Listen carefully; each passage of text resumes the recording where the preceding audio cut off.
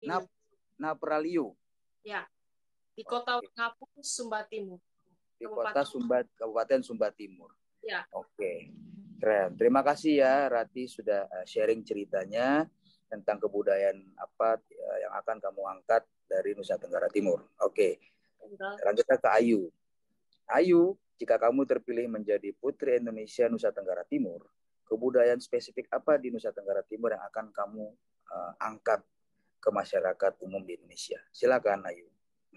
Baik, terima kasih atas kesempatan yang diberikan kepada saya, Uncle.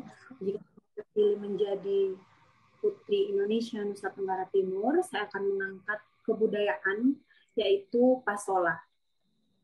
Pasola. Uncle pernah dengar tidak Pasola? Belum.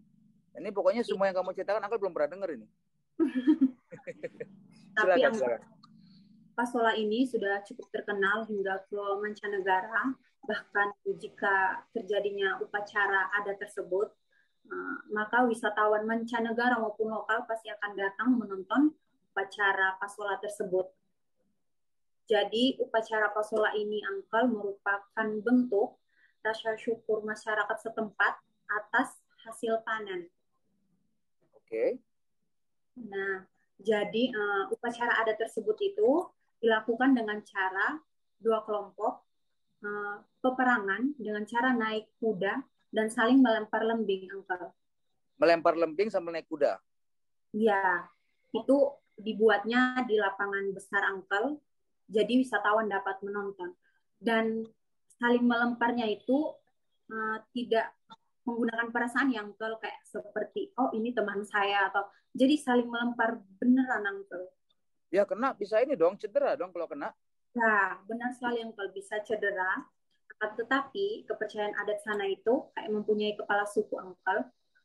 Nah, jika ada yang terjadi cedera, maka akan segera diobati ke kepala suku dan pasti akan sembuh, Uncle. Oh, begitu. Jadi kepala suku udah standby itu ya di situ ya? Iya, Uncle. Wow. Itu dilakukan setiap tahun atau setahun berapa kali? Tahun. Setiap tahun itu 2 kali dilakukan di bulan Maret dan April. Jadi itu untuk menghormati apa tadi, hasil panen tadi ya? Ya, itu kayak bentuk rasa syukur kepada nenek moyang berkat hasil panen, Uncle. Oke.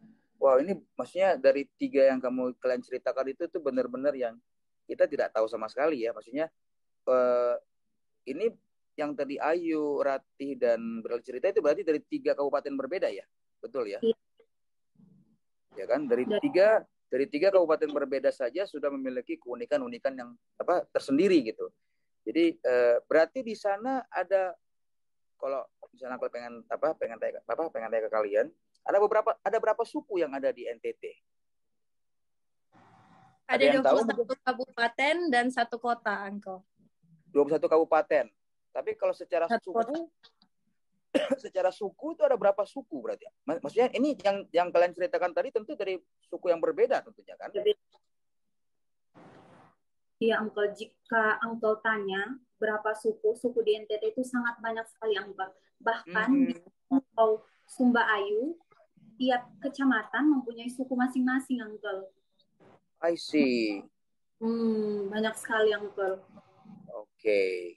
Nah, tapi kalau majority sukunya, yang paling banyak lah penduduknya ya, itu suku-suku apa saja? Mungkin ada yang bisa ceritakan? Suku yang majority, yang misalnya yang paling banyak lah gitu penduduknya gitu kan. Mungkin Beraldi tahu? Terima kasih, Uncle. Suku yang paling dominan di NTT itu ada suku Sabu, Rote, Sumba, Alor, dan Floba Morata, Flores, Sumba, Timor, Alor, dan juga Lumbata. Itu yang paling dominan. Itu yang paling dominan. NTT itu Floba Morata, Uncle. Oke, jadi itu adalah suku-suku yang mungkin secara penduduknya banyak ya. Betul, Uncle. Kalau Jepang pasti, kalau tanya asal mana, pasti bilang suku Sumba, suku Alor, suku Sabu. Itu yang paling dominan, Uncle. Oke. Dan suku-suku ini memiliki keunikan dan kebudayaan sendiri, berbeda-beda ya. Oke, baik. Nah, Ini tadi para finalis sudah menceritakan tentang kebudayaan yang mereka angkat, dan bahkan juga mereka sudah menjelaskan tentang beberapa suku yang ada di NTT. Jadi tidak perlu diragukan lagi ya, pageant lover dan viewer di GoPlay, bahwa mereka memang pantas menjadi finalis Putri Indonesia Nusa Tenggara Timur. Tidak hanya cantik, pintar, dan juga mengerti asal-usul dari mana mereka berasal. Nah, ini yang paling penting, dan ini yang membedakan Putri Indonesia dengan ajang beauty pageant lainnya di Indonesia. Nah, kita sekarang agak sedikit ke masing-masing. Oke. Nah, ini ada yang unik nih. Angkel dapat info nih tentang Ayu nih. Katanya sampai 7 kali nyoba masuk ke dokteran. Ada apa dengan maksudnya sampai 7 kali itu kenapa? Terus memang mimpinya pengen jadi dokter. Apa karena mimpi kamu, atau memang karena orang tua pengen lihat anaknya jadi dokter, atau bagaimana Ayu? Coba di-share ke kita dong sedikit. Baik, terima kasih atas kesempatan yang diberikan kepada saya. Saya akan sedikit share bagaimana saya tes 7 kali kedokteran akan tetapi gagal. Jadi sejak kecil Uncle memang cita-cita saya ingin menjadi dokter. Oke. Di mana bagi saya itu merupakan sebuah pekerjaan yang sangat mulia, di mana saya berpikir bahwa setiap hari akan membantu other people. Nah, makanya saya ingin menjadi dokter dan bisa bermanfaat bagi orang banyak, Uncle. Itu cita-cita saya dari kecil. Akan tetapi, Tuhan berkata lain. Saya sudah berusaha, sudah les, belajar tiap hari, Uncle. Pergi ke daerah lain. Ayu pernah tes di NTB, di Jogja, di Kupang. Kembali lagi ke Kupang, kembali lagi ke Jogja. Tapi nihil, Uncle. Oke. Tapi ya, di balik itu Tuhan punya rencana yang luar biasa buat Ayu, dan Ayu rasa rencana Tuhan itu dari sekarang. Jadi saat ini kamu berkuliah di jurusan yang berbeda atau bagaimana? Ya, Uncle. Ayu berkuliah di jurusan hubungan internasional. Jikalau ditanya kenapa Ayu tidak ambil kesehatan yang lain, itu kan bisa bermanfaat bagi orang lain. Jadi saat itu masa remaja kan, Uncle. Oke. Kayak trauma, sakit hati, disappointed, and then so Ayu memutuskan, papa kolot itu kan, Uncle, pas pengumuman, sedikit cerita ya, Uncle. Iya, oke, silakan. Pengumuman, papa telepon, Ayu nangis depan toko kan, Uncle, udah nggak bisa tahan. Orang-orang yang masuk ke toko kayak pada ngeliat, anak itu kenapa ya nangis gitu. Silakan. Oke. Terus bagaimana? Itu Ayu buka, Uncle, pengumuman, dan Ayu gagal. Terus papa kan, Ayu gimana hasil pengumumannya? Ayu gagal lagi, Pak. Terus nangis ngeluh di papa kan, Uncle. Terus papa bilang, ya udah nggak apa-apa, mau coba lagi apa gimana? Tapi Ayu sudah berdoa sama Tuhan. Tiap Ayu sholat, Ayu bilang, Tuhan, jika tahun ini memang jalannya Ayu jadi dokter, tolong permudah. Tetapi jika memang bukan jalannya Ayu, Ayu terima dan Ayu stop. Soalnya udah sampai 7 kali loh, Uncle. Okay. Sekali gagal, harapan yang tinggi. Oke. Kemudian silakan.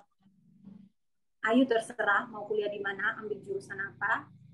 Dan Ayu ingin masuk hubungan internasional, Uncle. Oke. Jadi memang kamu pengen sekali untuk masuk sekolah kedokteran ya? Iya, Uncle. Oke. Kalau mungkin saran dari Uncle, kadang-kadang mimpi itu mungkin lewat jalan yang lain gitu ya, gitu. Mungkin aku nggak tahu, mungkin kamu someday pasangan kamu seorang dokter, you never know. Iya kan gitu.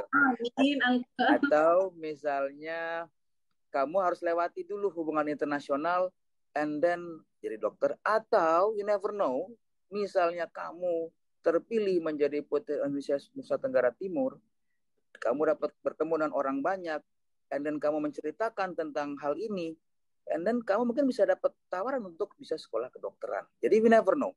Jadi Angga selalu berpikir yang penting adalah niat dan usaha itu jangan kasih kendor ya tentunya ya gitu. Karena setiap orang tentu jalannya tidak mudah ya Ayu ya. Gitu.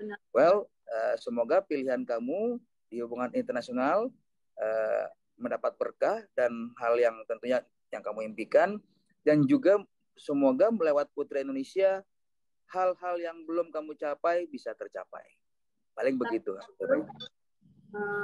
Ayu mau sedikit berbagi. Dan saat Ayu masuk hubungan internasional itu, alhamdulillah Ayu dapat beasiswa Uncle. Jadi kayak Oke, keren.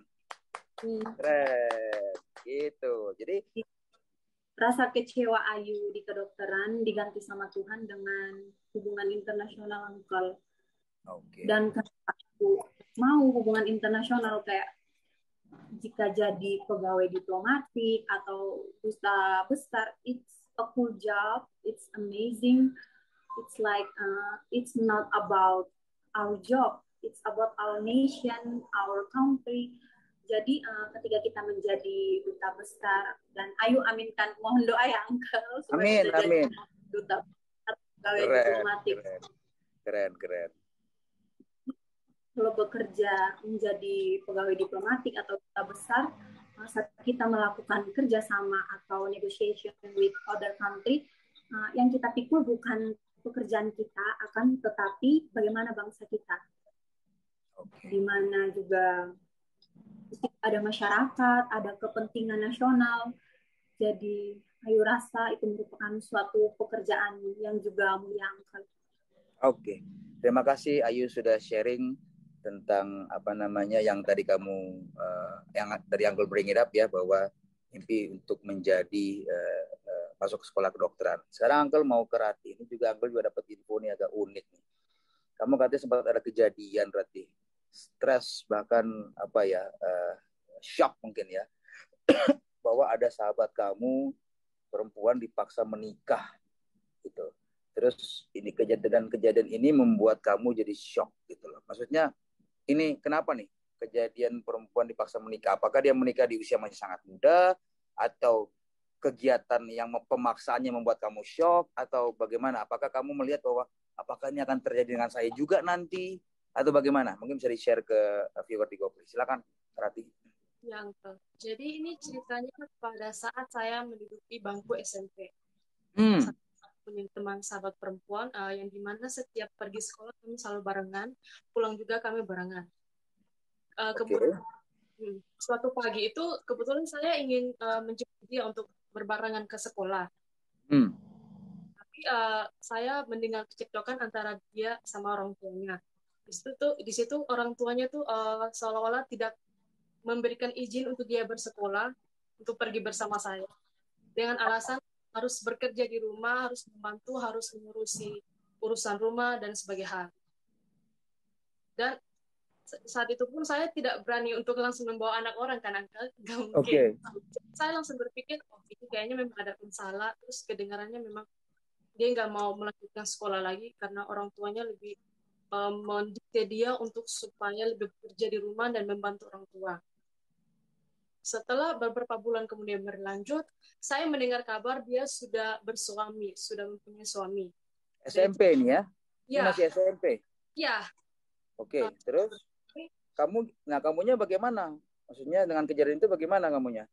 Saya saat itu saya langsung ke sekolah, terus pulang ke rumah saya memikirkan kembali lagi. Ini memang kejadian yang pertama sebelumnya saya tidak pernah lalui, dan timbul di benak saya bahwa memang harus orang tua seperti ini kepada anaknya atau seperti apa gitu, karena serba salah ketika anak tidak mengikuti kemauan orang tua juga salah gitu kan. Tapi sih ada tuntutan pendidikan yang harus dilaksanakan sebagai warga negara Indonesia yang kita tahu ya Uncle. Menuntut pendidikan.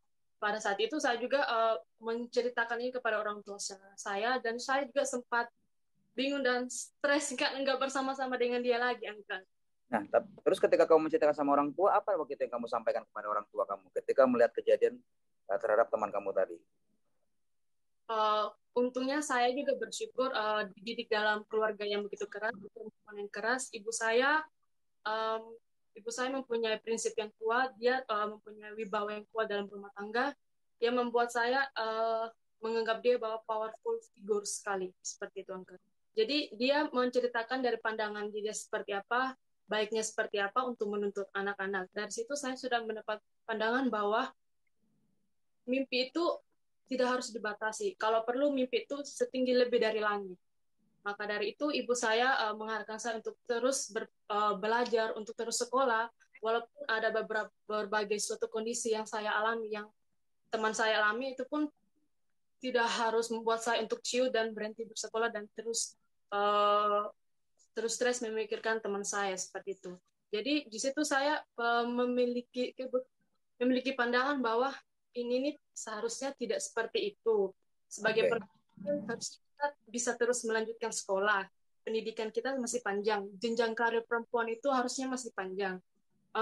Sampai saat ini saya berpikir bahwa kalau semisal ini harus diubah, berarti harus dimulai dari diri sendiri. Bagaimana saya menilai semua yang terjadi pada saat itu, dan juga saya harus ini dimulai dari ubah sendiri, karena yang tahu perempuan itu adalah kita sendiri. Ketika kita bertekad, niat untuk merubah sesuatu, kita harus berani speak up dong tentunya, Uncle. Ya, betul. Berbicara, dan di situ saya juga berpikir bahwa kemerdekaan perempuan itu harus tetap ada, walaupun dari dulu harus tetap diingatkan. Yang saya tangkap ialah 3 hal: berbuat, bertindak, dan berkarya. Itu khusus untuk perempuan yang harus dilakukan, seharusnya seperti itu. Jadi dari diri saya memulai mempelajari berbagai hal. Saya mulai mengenali diri saya, menggali potensi saya, di mana saya tidak harus stuck mimpi saya seperti itu, tidak harus menjadi seperti teman saya, di mana saya harus terus maju, terus bersekolah untuk menggapai apa yang saya inginkan. Seperti itu, Uncle. Wow, nah ini juga akan sebenarnya menjadi advokasi ya, sebenarnya juga bisa menjadi advokasi dan juga tugas bagi seorang putri Indonesia. Tidak hanya terlihat glamor, senyum di atas panggung, ya kan, tapi juga mengangkat hal-hal yang masih banyak terjadi di daerah luar sana, gitu. Ya. Nah, ngomong tentang mimpi, terima kasih Rati sudah sharing tentang apa kepada kita. Ngomong tentang mimpi, Uncle akan ke Breldi. Uncle juga dapat info bahwa kamu memiliki mimpi untuk berjuang tentang diskriminasi yang terjadi pada wanita yang ada di Nusa Tenggara Timur. Itu seperti apa tuh maksudnya itu? Mimpinya berjuang, mimpi untuk mengurangi diskriminasi atau apa sih yang terjadi dengan wanita yang ada di Nusa Tenggara Timur, Breldi? Let us know. Silakan, Breldi. Baik, terima kasih, Uncle. Sedikit cerita, Breldi kenapa ingin mengikuti Pemilihan Putri Indonesia ini. Motivasi Breldi yaitu ingin menjadi model. Seperti yang dikatakan Breldi sebelumnya, menjadi model bagi teman-teman Breldi, teman-teman Putri Breldi Nusa Tenggara Timur. Karena kami semua Putri NTT itu kebanyakan memiliki banyak sekali potensi, bakat, dan juga mimpi. Tapi terbatas karena diskriminasi. Diskriminasi tersebut yang pertama, kulit. Kulit itu selalu menjadi momok yang paling penting. Karena banyak orang yang berpikir bahwa kulit yang cantik itu harus putih, bersih, dan sedangkan kulit hitam adalah kotor. Pikir orang-orang. Akhirnya ini terjadi di NTT sendiri, atau kamu ngomong kalau misalnya ini kita pindahkan ke let's say ke Indonesia bagian barat, apa? Di NTT sendiri, Uncle. Bahkan Breldi sendiri mengalaminya, Uncle. Oh iya. Kebanyakan NTT dan Breldi sendiri mengalaminya. Breldi punya 2 bersaudara, saudara perempuan, dan mereka berdua ikut papa kulit putih sendiri, dan Breldi ikut mama skin tone-nya agak dark. Dan dari situ banyak orang yang bilang, Breldi kok beda sekali sama kakak kamu, kok hitam, kok kakak kamu putih, sering dibanding-bandingkan, dibully, terus bilang, makanya rajin lulur, rajin pakai lotion, rajin ini, rajin itu, biar putih. Karena malah disuruh merubah warna kulitnya. Iya, betul. Sampai sekarang pun bahkan Breldi masih didiskriminasikan. Kayak bilang, kayak dekat sama orang yang kulit putih pasti selalu bilang, makanya mandi biar putih, makanya ini biar putih. Nah, gitu. Sekarang apa? Nah, sekarang motivasi kamu bagaimana dengan menjadi Putri Indonesia? Let's say misalnya kamu terpilih menjadi NTT. isu yang seperti ini kamu angkatnya bagaimana, Breldi? Terima kasih, Uncle.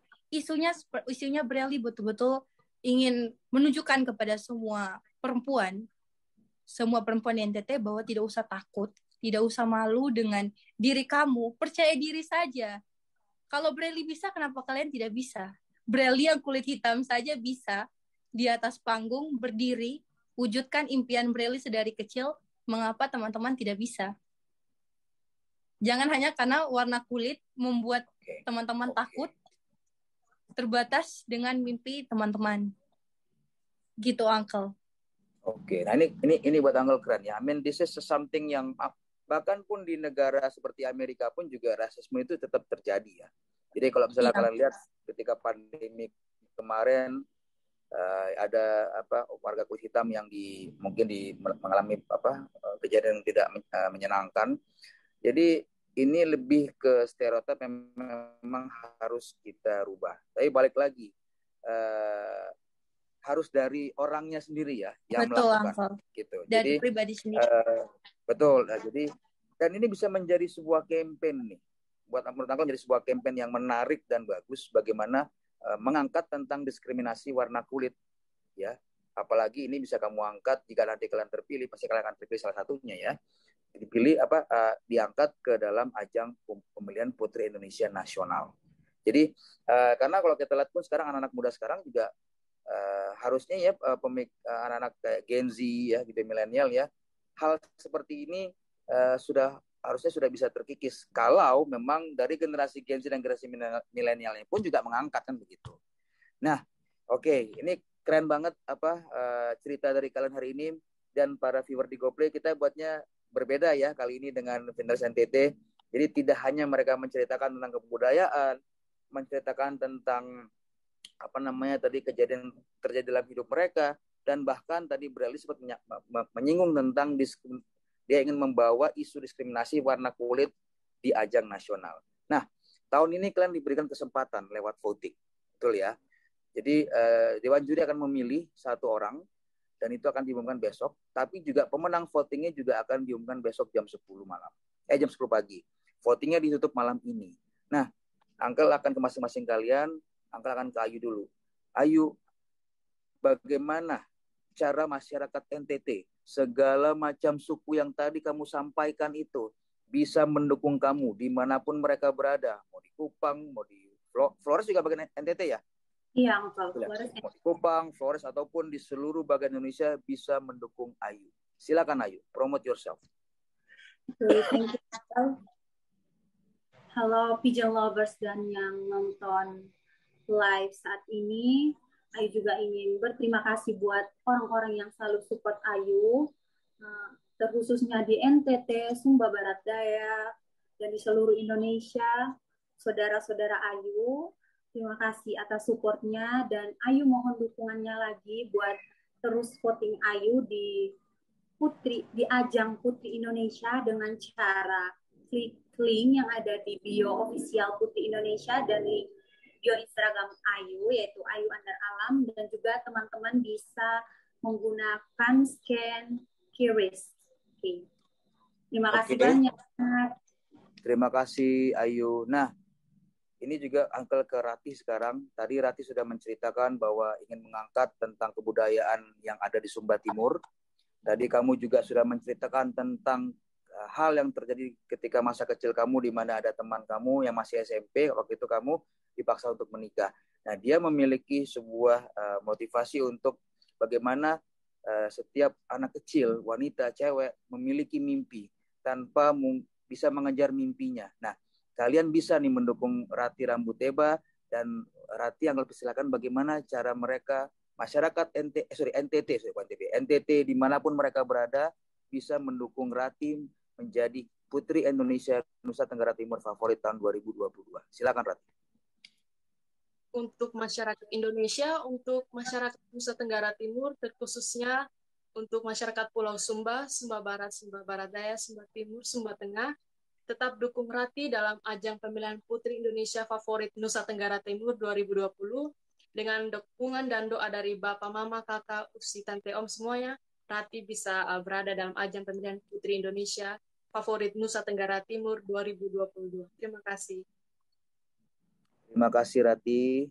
Oke. Nah sekarang Uncle ke Breldi. Nah kepada pageant lover, viewer di GoPlay, pageant mania dimanapun kalian berada yang menonton acara ini. Tadi kalian sudah mendengarkan Breldi bahwa dia memiliki sebuah tujuan untuk mengangkat tentang diskriminasi warna kulit. Nah, Breldi, bagaimana nih masyarakat NTT dimanapun mereka berada, di Indonesia bagian barat, bagian timur, bagian tengah, dan juga mungkin untuk para wanita yang memiliki isu yang sama dengan Breldi juga bisa terbantu, terangkat masalahnya, dan Breldi bisa menyampaikan ini kepada masyarakat di luar sana. Silakan Breldi, minta dukungan kepada para viewer di GoPlay. Terima kasih Uncle. Ya. Halo Sobat Pageant Lovers, halo Sobat GoPlay. Terima kasih banyak untuk dukungannya hingga sampai sejauh ini. Breldi masih bisa merasakan rasa cinta yang luar biasa karena banyak sekali yang mensupport Breldi. Puji Tuhan, terima kasih banyak. Tetap terus bersaudara semua yang ada di Nusa Tenggara Timur, tolong dukung Breldi dengan vote sebanyak-banyaknya melalui link website yang ada di official Putri Indonesia. Dengan scroll ke bawah, lihat foto Breldi, klik vote, dan dapatkan Mustika Point. Bisa juga menggunakan QRISE untuk mensupport Breldi. Bisa juga melalui link bio yang ada di akun Instagram Breldi. Karena satu dukungan, satu vote saja dari saudara semua sangat berarti untuk Breldi. Dan hanya satu kata yang bisa Breldi sampaikan, Tuhan Yesus memberkati. Terima kasih banyak, Uncle.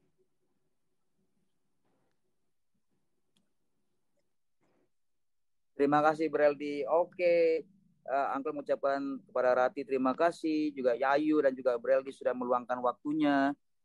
Sekarang pageant lover dan viewer di GoPlay juga sudah lebih kenal nih dari 3 finalis Putri Indonesia Nusa Tenggara Timur. Mohon maaf sebelumnya kepada viewer di GoPlay, Uncle tidak bisa membuka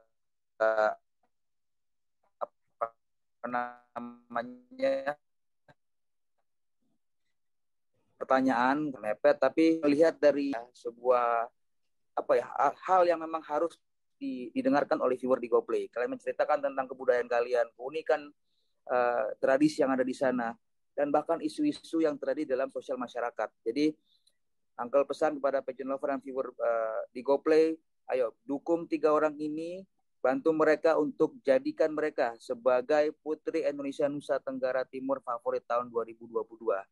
Akhir kata, saya Uncle Joe, Direktur Mustika Ratu Entertainment, mengucapkan selamat sore dan pamit dari GoPlay.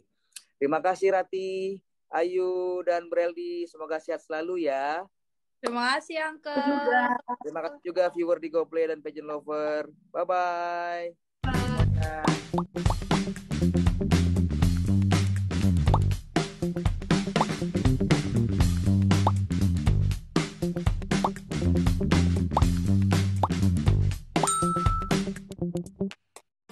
Selamat datang.